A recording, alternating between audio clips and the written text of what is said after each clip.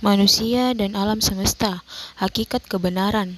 Kebenaran atau hakikat tentang eksistensi atau dunia atau alam semesta menyangkut kebenaran tentang adanya 4 tingkat eksistensi dunia, yaitu benda, tumbuh-tumbuhan, hewan, dan manusia. Yang membedakannya adalah unsur kesadaran keempat kelompok eksistensi tersebut. Yang kedua, kebenaran tentang alat atau tools yang dipakai untuk memahami dunia. Maksudnya, ketetapan pengguna alat atau tools untuk memahami keempat tingkat eksistensi tersebut. Di sini hendaknya diterapkan asas ketetapan. Yang ketiga, kebenaran tentang cara belajar tentang dunia, yaitu yang pertama saya batin, yang kedua saya lahiriah, yang ketiga dunia batin, dan yang keempat dunia lahiriah atau material. Yang keempat, yang dimaksud dengan hidup di dunia dijumpai dengan 2 corak masalah, yaitu yang pertama masalah konvergen atau bertitik temu, yaitu sesuatu yang dapat dipecahkan secara menyeluruh. Yang kedua, masalah divergen, bertitik pisah, yaitu sesuatu yang berlawanan. Hakikat eksistensi dunia atau alam semesta. Tingkat-tingkat eksistensi dalam alam semesta sebagai berikut. Yang pertama, benda dapat dituliskan simbol P. 2. Tumbuhan dapat dituliskan simbol P tambah X. 3. Hewan dapat dituliskan P tambah X tambah Y. 4. Manusia dapat dituliskan P tambah X tambah Y tambah Z. P untuk benda mati, X untuk unsur hidup, Y untuk kesadaran, Z untuk kesadaran diri. Tingkat pertama yaitu benda mati yang hanya memiliki unsur P atau substansi materi. Yang kedua, tumbuhan yang memiliki unsur P dan X atau kehidupan. Ketiga, golongan hewan memiliki unsur P, X, dan Y kesadaran. Tingkat keempat, golongan manusia yang memiliki semua unsur P, X, Y, dan Z atau unsur kesadaran transcendental atau spiritual. Hakikat manusia. Teori psikologi menurut MC David dan Harari. Yang pertama yaitu psikoanalisis, melukiskan manusia sebagai makhluk yang digerakkan oleh keinginan terpendam atau homo valensi. Behaviorisme yaitu menganggap manusia sebagai makhluk yang digerakkan semuanya oleh lingkungan atau homo mechanicus. Yang ketiga, kognitif, yaitu menganggap manusia sebagai makhluk berpikir yang aktif, mengorganisasikan dan mengolah stimulasi yang diterimanya atau homo sapiens. Yang keempat, humanisme, yaitu melukiskan manusia sebagai pelaku aktif dalam merumuskan strategi transaksional dengan lingkungannya atau terbentuk hubungan dengan orang lain atau antar subjek atau homo ludens.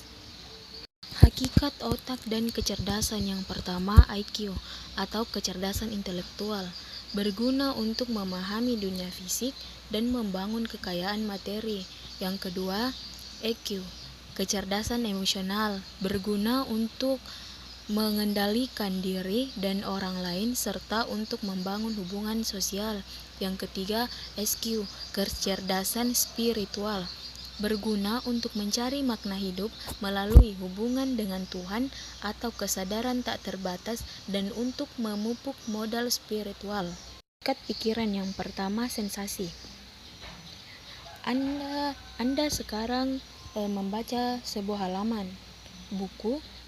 Letakkan buku dalam keadaan terbuka kira-kira 50 cm di muka Anda. Anda melihat huruf-huruf yang kabur. Dekatkan buku ini pada mata Anda perlahan-lahan. Sekarang huruf-huruf tampak jelas. Inilah sensasi. Kemudian persepsi. Ketika Anda melihat huruf, merangkainya dalam kalimat dan mulai menangkap makna dari apa yang Anda baca, maka terjadilah persepsi. Persepsi adalah pengalaman tentang objek, peristiwa, atau hubungan-hubungan yang diperoleh dengan menyimpulkan informasi dan menafsirkan pesan. Kemudian yang ketiga yaitu memori. Memori adalah sistem yang sangat berstruktur yang menyebabkan organisme sanggup merekam fakta tentang dunia dan menggunakan pengetahuannya untuk membimbing perilakunya. Memori memegang peran penting dalam mempengaruhi baik persepsi dengan menyediakan kerangka rujukan maupun berpikir. Secara singkatnya, memori melewati 3 proses, yaitu perekaman, penyimpanan, dan pemanggilan. Perekaman adalah pencatatan informasi melalui reseptor indera dan sirkuit saraf internal. Penyimpanan yaitu proses menentukan berapa lama informasi itu berada beserta kita dalam bentuk apapun dan dimanapun. Penyimpanan bisa aktif, bisa pasif. Kita menyimpan secara aktif bila kita menambahkan informasi tambahan. Selanjutnya yaitu berpikir. Pikiran adalah gagasan dan proses mental. Berpikir memungkinkan seseorang untuk mempresentasikan dunia sebagai model dan memberikan perlakuan terhadapnya secara efektif sesuai dengan tujuan, rencana, dan keinginan. Berpikir melibatkan manipulasi otak terhadap informasi seperti saat kita membentuk konsep, melihat dalam pemecahan masalah, melakukan penalaran, dan membuat keputusan. Hakikat kesadaran menurut Krishna tahun 1999 membagi kesadaran manusia ke dalam 5 tingkat kesadaran atau lapisan utama. Yang pertama, lapisan kesadaran fisik yang ditentukan oleh makanan. Yang kedua, lapisan kesadaran psikis yang didasarkan atas energi dari udara yang disalurkan melalui pernapasan.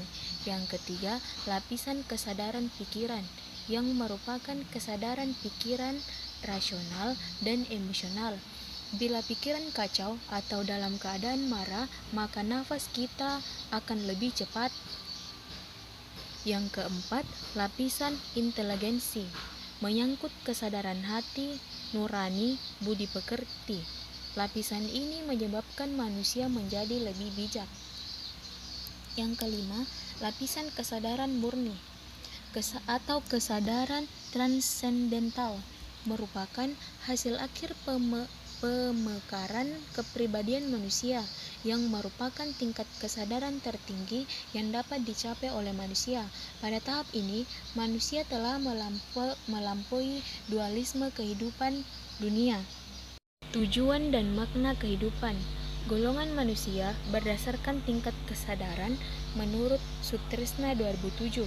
Ciri-ciri tujuan hidup kesadaran hewani, kenikmatan duniawi, kekayaan, kekuasaan, dan kenikmatan fisik. Ciri-ciri tujuan hidup kesadaran manusia, keseimbangan antara kenikmatan duniawi dan rohani. Ciri-ciri tujuan hidup kesadaran Tuhan, kenikmatan rohani, kekayaan hanya alat untuk menyempurnakan tingkat kesadaran rohani. Ciri-ciri tingkat ego menurut kesadaran hewani, tinggi menurut kesadaran manusia, sedang menurut kesadaran Tuhan rendah. Ciri-ciri karakter kesadaran hewani, buruk sangka, sombong, kikir, munafik, pemarah, bekerja dengan pamrih, tidak percaya. Karakter kesadaran manusia bergerak disertakan 2 sifat ekstrim, tergantung tingkat kesadarannya. Karakter kesadaran Tuhan selalu baik sangka, rendah hati, dermawan, jujur, penyabar, selalu pasrah. Alam semesta sebagai satu kesatuan sistem. Pengertian sistem menurut Kamus Besar Bahasa Indonesia yang pertama, sekelompok bagian atau alat atau sebagainya yang bekerja sama untuk melakukan suatu maksud, misalnya urat syaraf dalam tubuh. Yang kedua, sekelompok pendapat, peristiwa, kepercayaan, dan sebagainya yang disusun dan diatur dengan baik, misalnya filsafat. Yang ketiga, cara atau metode yang teratur untuk melakukan sesuatu, misalnya pelajaran bahasa. Alam semesta sebagai satu kesatuan sistem. Karakteristik sistem menurut Jogianto 1988. Yang pertama, mempunyai komponen-komponen. Yang kedua, ada batas suatu sistem. Yang ketiga, ada lingkungan luar sistem. Yang keempat, ada penghubung. Yang kelima, ada pemasukan, proses, dan keluaran. Yang keenam, ada sasaran atau tujuan. Spiritualitas dan etika. Etika adalah adat, kebiasaan, dan ilmu yang mempelajari hubungan perilaku manusia yang bersifat horizontal, yaitu hubungan manusia dengan manusia, manusia dengan lembaga, manusia dengan alam, dan lembaga atau organisasi lainnya. Spiritualitas berhubungan dengan perilaku manusia yang bersifat vertikal, dalam arti hubungan manusia dengan Tuhan. Hakikat filsafat. Filsafat berasal dari dua kata Yunani, yaitu plio dan sophia. Plio berarti cinta dan sophia berarti bijaksana. Dengan demikian, filosofia berarti cinta kepada kebijaksanaan. Karakteristik utama berpikir filsafat adalah sifatnya yang menyeluruh, sangat mendasar, dan spekulatif. Hakikat agama. Setiap agama berisi ajaran dan pedoman tentang yang pertama, takwa, dogma, doktrin atau filsafat tentang ketuhanan. Yang kedua, susila, moral atau etika. Yang ketiga, ritual upacara atau tata cara beribadah. Yang keempat, tujuan agama. Hakikat etika. Etika secara etimologi dapat diartikan sebagai ilmu tentang apa yang bisa dilakukan atau ilmu tentang adat kebiasaan yang berkenaan dengan hidup yang baik dan yang buruk. Etika sebagai praktis sama dengan moral atau moralitas, yang berarti adat istiadat, kebiasaan, nilai-nilai, dan norma-norma yang berlaku dalam kelompok atau masyarakat. Etika sebagai suatu ilmu atau tata sila adalah pemikiran atau penilaian moral. Hakikat nilai. Nilai selalu dikaitkan dengan sesuatu, benda, orang, atau hal. Ada bermacam-macam atau gugus nilai selain uang atau ekonomis yang sudah cukup dikenal. Gugus nilai itu terbentuk semacam hierarki dari yang terendah sampai yang tertinggi. Hubungan agama, etika, dan nilai. Semua agama melalui kitab sucinya masing-masing mengajarkan tentang tiga hal pokok. Yang pertama, hakikat Tuhan. Yang kedua, etika atau tata susila. Yang ketiga, ritual cara beribadah. Agama dan etika tidak dapat dipisahkan. Tidak ada agama yang mengajarkan etika atau moralitas. Kualitas keimanan atau spiritualitas seseorang ditentukan bukan saja oleh kualitas peribadatan atau kualitas hubungan manusia dengan Tuhan, tetapi juga oleh kualitas moral atau etika, kualitas hubungan manusia dengan manusia lain dalam masyarakat dengan alam. Hukum, etika, dan etiket persamaan sama-sama mengatur perilaku manusia. Perbedaan hukum, etika, etiket. Perbedaan dari segi sumber. Hukum bersumber dari negara, pemerintahan. Etika sumbernya masyarakat. Etiket sumbernya golongan masyarakat. Sifat pengaturan hukum tertulis berupa undang-undang, peraturan pemerintah, dan sebagainya. Etika, sifat pengaturannya ada yang lisan berupa adat kebiasaan dan yang tertulis berupa kode etik. Etiket, sifat pengaturannya lisan. Hukum, objek yang diatur bersifat lahiriah. Etika, objek yang diatur bersifat rohaniah. Etiket, objek yang diatur bersifat lahiriah. Paradigma manusia utuh, karakter dan kepribadian. Kepribadian sebagai totalitas kejiwaan seseorang yang menampilkan sisi yang didapat dari keturunan atau orang tua, leluhur, dan sisir yang didapat dari pendidikan, pengalaman hidup, serta lingkungan. Karakter adalah sisi kepribadian yang didapat dari pengalaman, pendidikan, dan lingkungan, sehingga bisa dikatakan bahwa karakter adalah bagian dari kepribadian.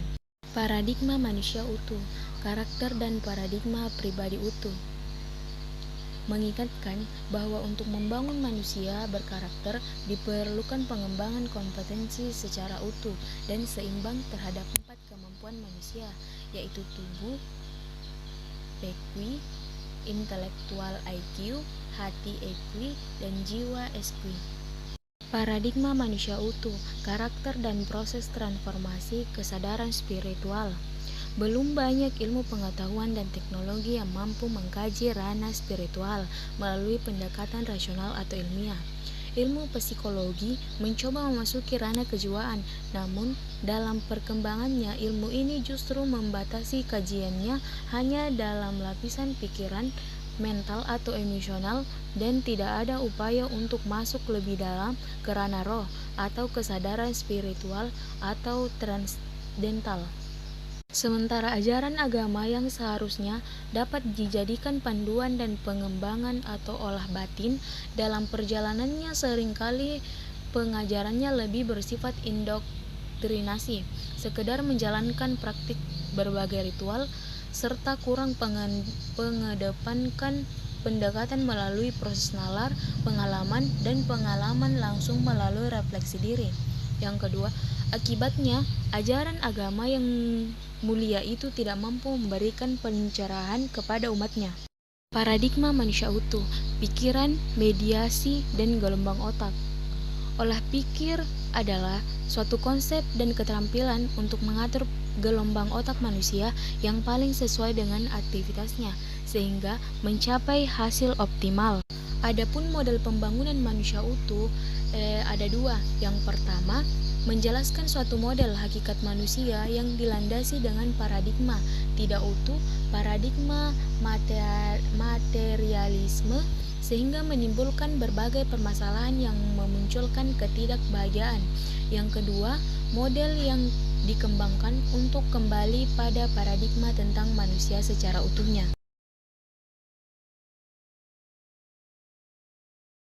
PK merupakan salah satu film Amir Khan yang paling sukses. Film ini dinobatkan sebagai film Bollywood terlaris di 2014. Film ini memberikan pandangan tentang ketuhanan yang terungkap secara satir. Sinopsisnya, film ini menceritakan tentang seorang alien yang dijuluki PK atau Pekai atau Amir Khan, yang artinya mabuk. Ia datang ke bumi untuk melakukan sebuah penelitian untuk meneliti bumi yang mirip dengan planet tempat tinggal aslinya. Mereka yang pertama kali datang ke bumi tidak mengenakan pakaian dan hanya menggunakan sebuah kalung di lehernya. Kalung tersebut berguna sebagai remote untuk menghubungi kapal ruang angkasa. Permasalahan muncul ketika kalung yang dimiliki PK dicuri orang. Akhirnya, ia melakukan perjalanan di bumi untuk menemukan kalung miliknya. Awalnya ia kebingungan, namun ia akhirnya dapat beradaptasi dengan manusia lainnya. Saat dalam perjalanan, ia ditabrak oleh seorang saudagar kaya bernama Byron Singh atau Sanjay Dutt. Akibatnya, ia berkenalan dengan Byron Singh dan belajar untuk menjadi berbicara seperti manusia. Lalu ia bercerita bahwa kalung miliknya dicuri oleh Singh, menyuruhnya untuk pergi ke Delhi. Sesampainya di Delhi, PK bertemu dengan jurnalis bernama Jagu yang penasaran melihat tingkah laku anehnya. Lalu Jagu bertanya dan mendengar kisahnya. Ternyata Jagu mengetahui di mana kalung PK berada. Teori-teori etika bisnis. Pengertian etika. Etika berasal dari kata Yunani ethos, berarti adat istiadat. Etika sama dengan moralitas. Etika berkaitan dengan kebiasaan hidup yang baik pada diri seseorang maupun pada suatu masyarakat. Secara harfiah, Etika dan moralitas sama-sama berarti sistem nilai tentang bagaimana manusia harus hidup baik sebagai manusia yang telah diinstitusionalisasikan dalam sebuah adat kebiasaan yang kemudian terwujud dalam pola perilaku yang ajak dan terulang dalam kurun waktu yang lama sebagaimana layaknya sebuah kebiasaan. 3. Norma umum. Norma yaitu memberi pedoman tentang bagaimana kita harus dan bertindak secara baik dan tepat, sekaligus menjadi dasar bagi penilaian mengenai baik buruknya perilaku dan tindakan kita. Macam norma. A. Norma khusus. Norma khusus adalah aturan yang berlaku dalam bidang kegiatan atau kehidupan khusus, misalnya aturan olahraga, aturan pendidikan, dan lain-lain. Norma umum. Norma umum terbagi menjadi 3, yaitu norma sopan santun, norma hukum, dan norma moral. Norma sopan santun atau norma etiket adalah norma yang mengatur pola perilaku dan sikap lahiriah dalam pergaulan sehari-hari. Norma hukum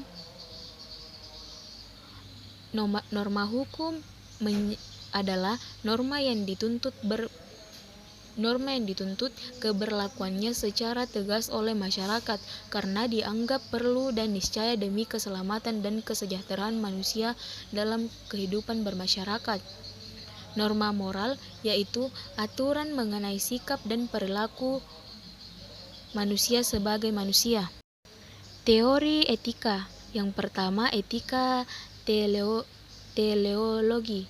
Dari kata Yunani, telos sama dengan tujuan, mengukur baik buruknya suatu tindakan berdasarkan tujuan yang mau dicapai dengan tindakan itu, atau berdasarkan akibat yang timbulkan oleh tindakan itu.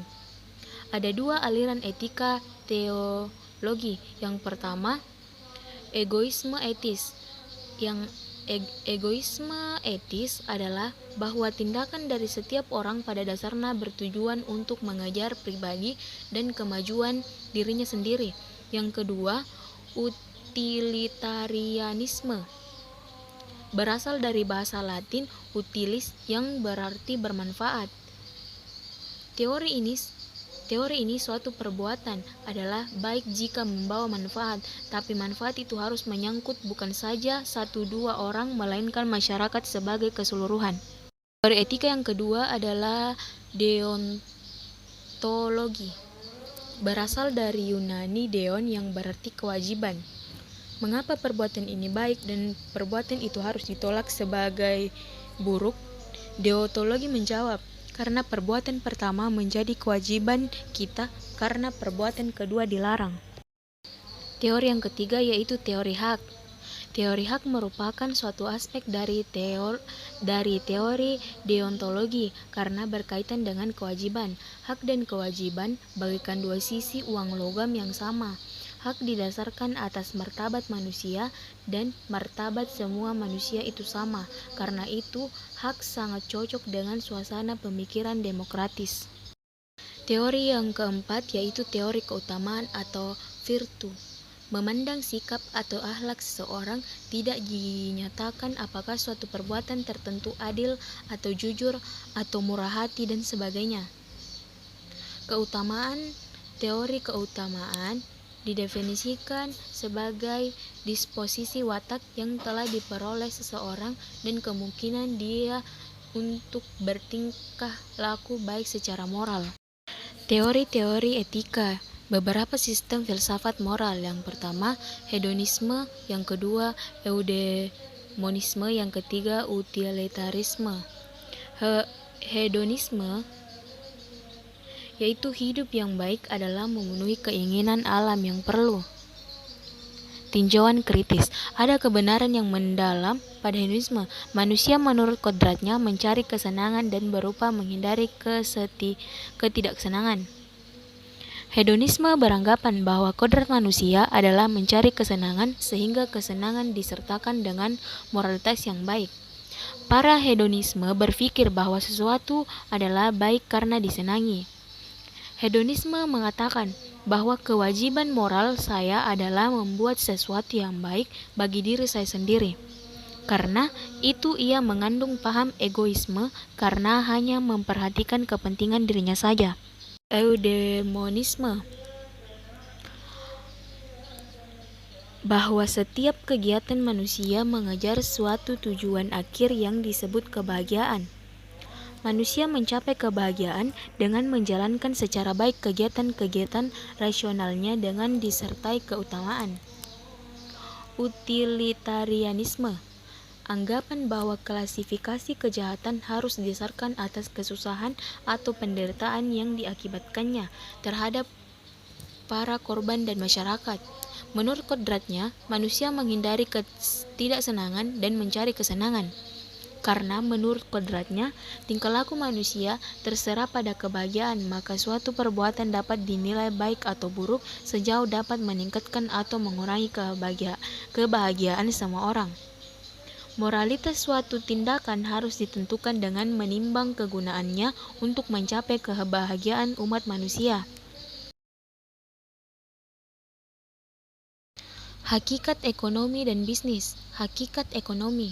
Ekonomi berasal dari kata Yunani oikonomia, yaitu pengelolaan rumah, yang berarti cara rumah tangga memperoleh dan menghasilkan barang dan jasa untuk memenuhi kebutuhan hidup atau fisik anggota rumah tangganya. Ilmu ekonomi berkembang berdasarkan asumsi dasar bahwa adanya kebutuhan atau needs manusia yang tidak terbatas dihadapkan pada sumber-sumber daya yang terbatas, sehingga timbul persoalan bagaimana mengeksploitasi sumber daya yang terbatas secara efektif dan efisien guna memenuhi kebutuhan manusia yang tak terbatas. Etika dan sistem ekonomi. Etika mempelajari perilaku atau tindakan seseorang dan kelompok atau lembaga yang dianggap baik atau tidak baik. Sistem ekonomi adalah seperangkat unsur manusia, lembaga, wilayah, sumber daya yang terkoordinasi untuk mendukung peningkatan produksi barang dan jasa serta pendapatan untuk menciptakan kemakmuran masyarakat. Bila berpegang pada pemahaman ini, maka pada tataran konsep semua sistem ekonomi seharusnya bersifat etis karena semua sistem ekonomi bertujuan untuk meningkatkan produksi dan pendapatan untuk kemakmuran masyarakat. Pengertian dan peran bisnis. Aktivitas bisnis bukan saja kegiatan dalam rangka menghasilkan barang dan jasa, tetapi juga termasuk kegiatan mendistribusikan barang dan jasa tersebut ke pihak yang memerlukan. Terdapat dua pandangan tentang bisnis. Yang pertama, pandangan realistis, melihat tujuan bisnis adalah untuk mencari keuntungan bagi pelaku bisnis, sedangkan aktivitas produksi dan distribusi barang merupakan sarana atau alat untuk merealisasikan keuntungan tersebut.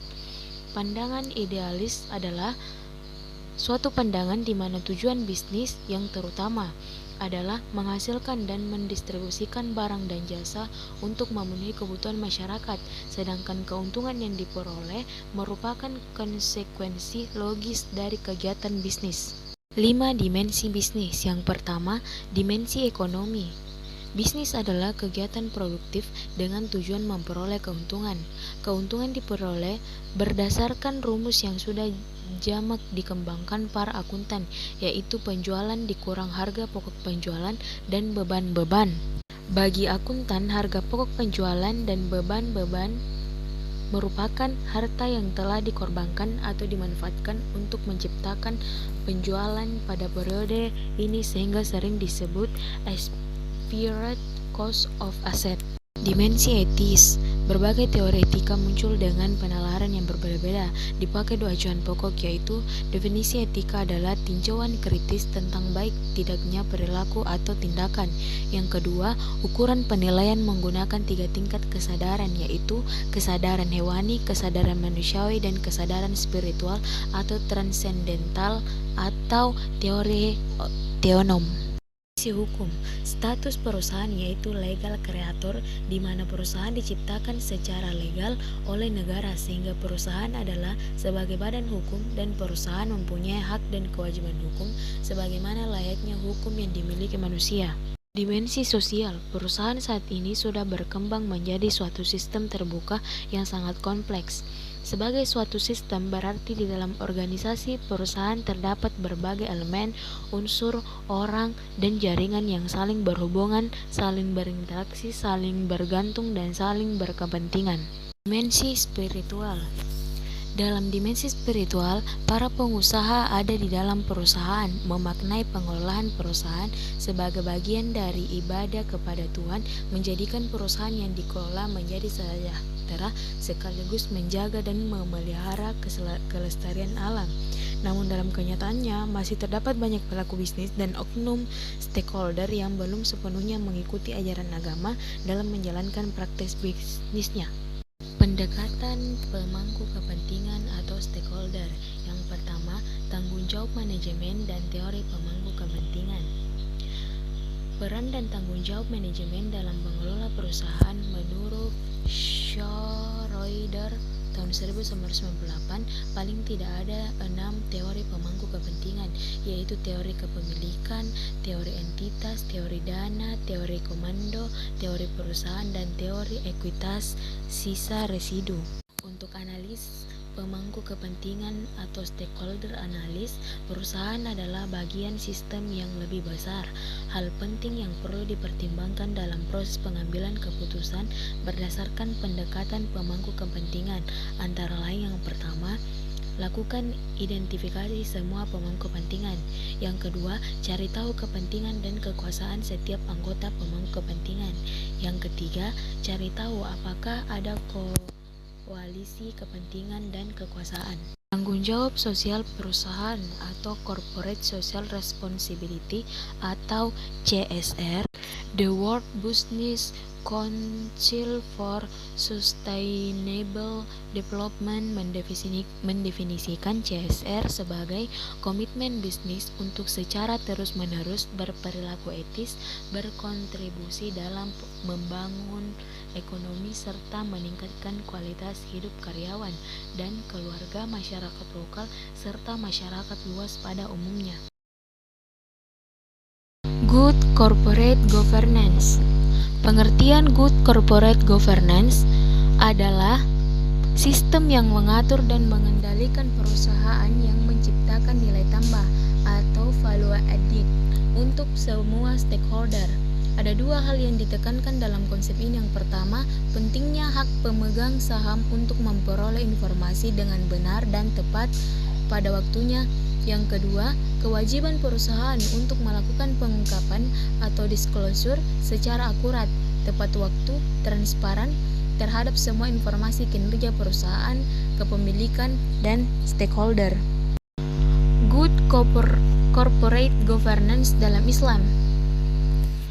Dalam Islam, Good Corporate Governance memiliki fitur unik dan menyajikan karakteristik khas dibandingkan dengan konsep Barat, Anglo-Saxon, dan model Eropa.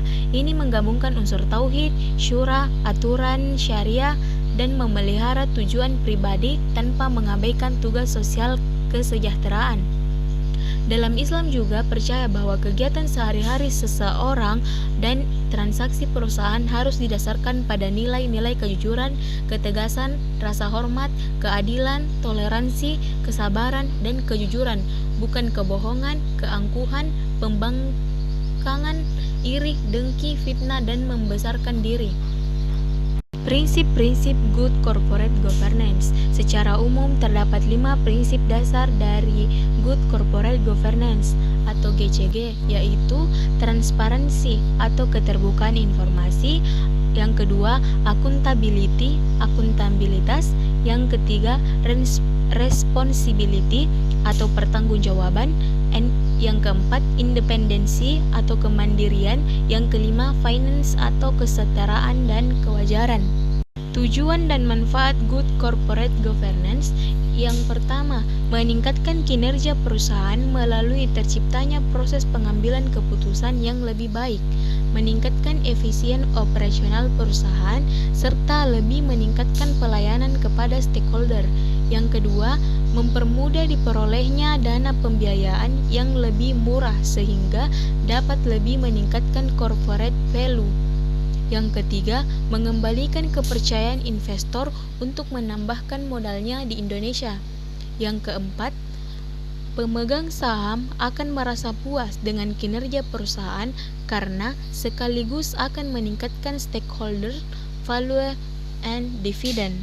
Etika bisnis dan penerapan good corporate governance. Yang pertama, Code of Corporate and Business Conduct. Kode etik dalam tingkah laku pebisnis di perusahaan merupakan implementasi salah satu prinsip good governance atau GCG. Kode etik tersebut menuntut karyawan dan pemimpin perusahaan untuk melakukan praktik-praktik etika bisnis yang terbaik di dalam semua hal yang dilaksanakan atas nama perusahaan. Yang kedua, nilai etika perusahaan.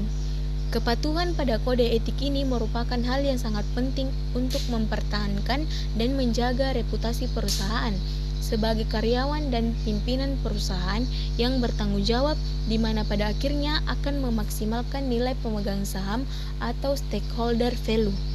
Pihak-pihak yang berpengaruh. Yang pertama, ada Dewan Komisaris, yang kedua Direksi, yang ketiga Corporate Secretary, yang keempat Komite Audit, yang kelima Komite GCG, yang keenam Bagian Legal dan Compliance, yang ketujuh Internal Audit Perusahaan, BUMN dan swasta, yang kedelapan dana pensiun, yang kesembilan yayasan atau koperasi, yang kesepuluh dan siapapun yang hendak mengimplementasikan GCG. Tahap-tahap penerapan GCG. Yang pertama, tahap persiapan. Tahap ini terdiri atas 3 langkah utama, yaitu awareness building, yang kedua GCG assessment, yang ketiga GCG manual building.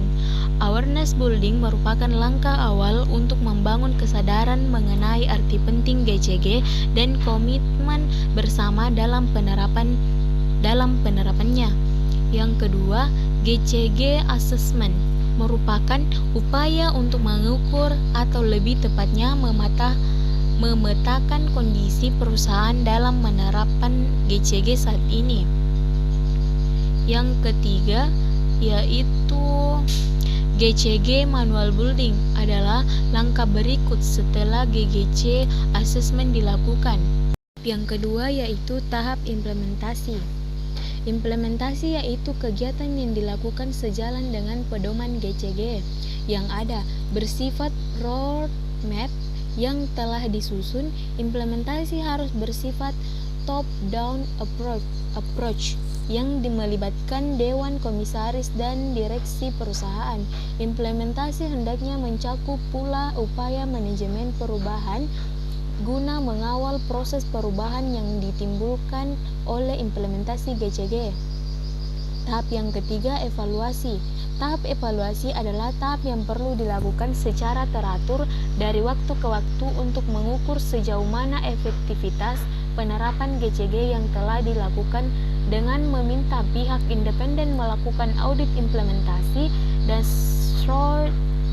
scoring atas praktek GCG yang ada. Penerapan GCG di Indonesia. Faktor yang memberikan kontribusi pada krisis di Indonesia: yang pertama, konsentrasi kepemilikan perusahaan yang tinggi. Kedua, tidak efektifnya fungsi pengawasan Dewan Komisaris. Ketiga, inefisiensi dan rendahnya transparansi mengenai prosedur pengendalian merger dan akuisisi perusahaan. Yang keempat, terlalu tingginya ketergantungan pada pendanaan eksternal. Yang kelima, ketidakmemadainya pengawasan oleh para kreditor.